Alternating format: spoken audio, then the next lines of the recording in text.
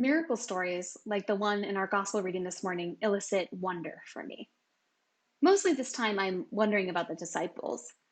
I wonder if there really was enough food, and the disciples were just nervous that if everyone stayed for supper, they wouldn't be able to eat as much as they had become accustomed to. And so they wanted everyone to go home and eat their own food. I wonder if they were exhausted after a day of playing bouncer for Jesus as the crowds came by the thousands to be healed, and so they just wanted a break. I wonder if there really wasn't enough. Being the meager fishermen and tradesmen that they were, they probably didn't have much of a salary, and one loaf of bread probably had to last them a good while before someone took pity on them and offered them more food. I wonder also about this idea of enough. I think enough is a very human idea, not divine. Think about it. Does the creation story say, and then God said, I will create just enough so that people will have to barter and go to war over resources? Or does Jesus say, I came that they may have life and have it meagerly, just getting by, really? Well, I'll tell you, the answer is a big fat no. But if you read the newspapers or just live in the modern Western world, we are very much trained to believe that there is a scarcity of resources. And so we better get what's ours, save it, hold on to it, safely position ourselves so that we have some, even a lot, so that when scarcity sets in again, we're good. It makes me wonder if scarcity exists in and of itself, or if the fear of scarcity actually produces scarcity.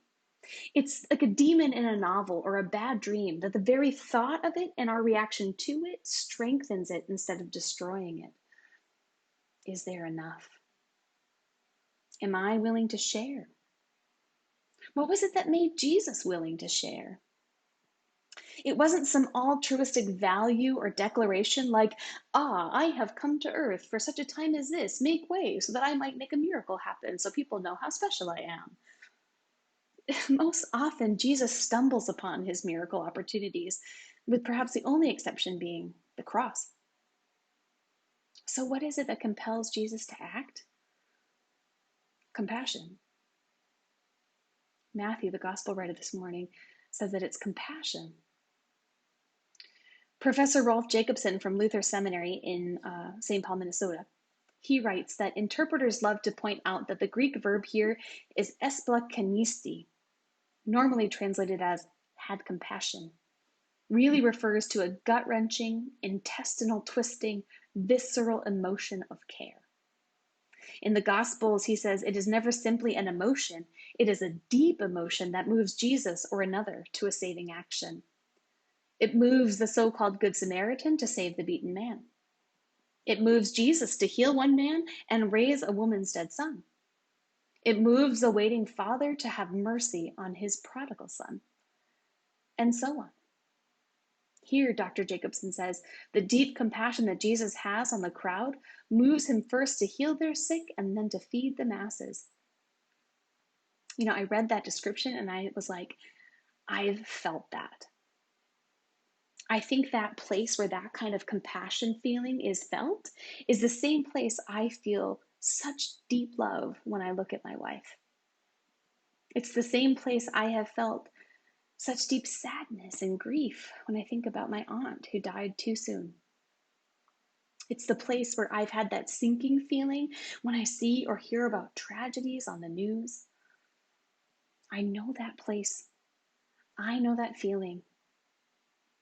I know the rational linear thinkers are like, oh God, we're talking about feelings. Jesus started it.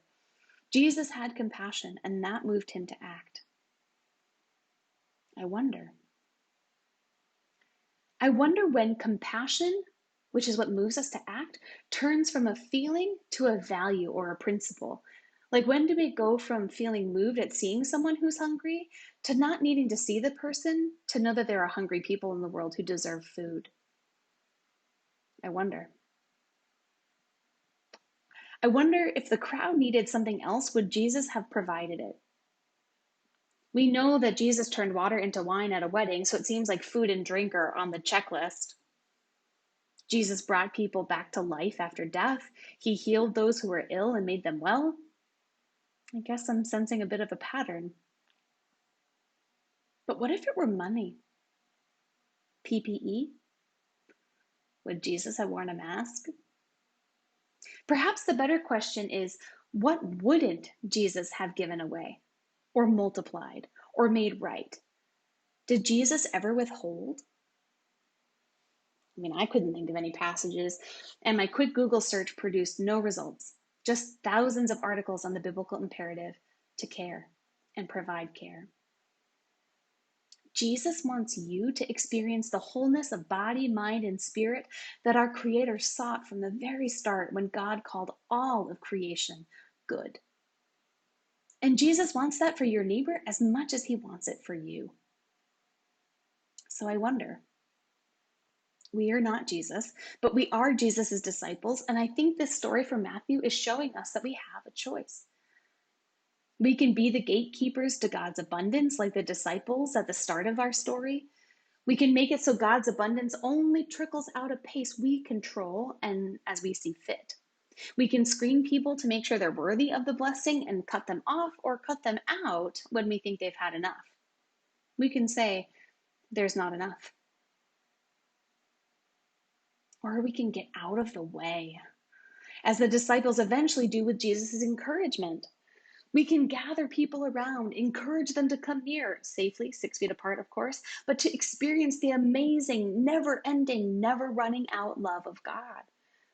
We can let the fire hose of blessings flow and dance in its spray with that beautiful rainbow that appears and reminds us of God's love and promises.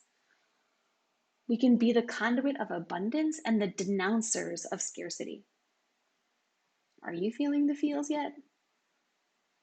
Or is your critical, rational mind getting in the way and skeptically asking, but is there enough? Like, our communities are dwindling, budgets are stretched, there's a pandemic. I will warn you that the demon of scarcity is so hard to see around, but don't feed the demon. Dr. Jacobson reminds us that even when we don't feel like we have that much, next to nothing is Jesus's favorite thing to work with. You are enough. Amen.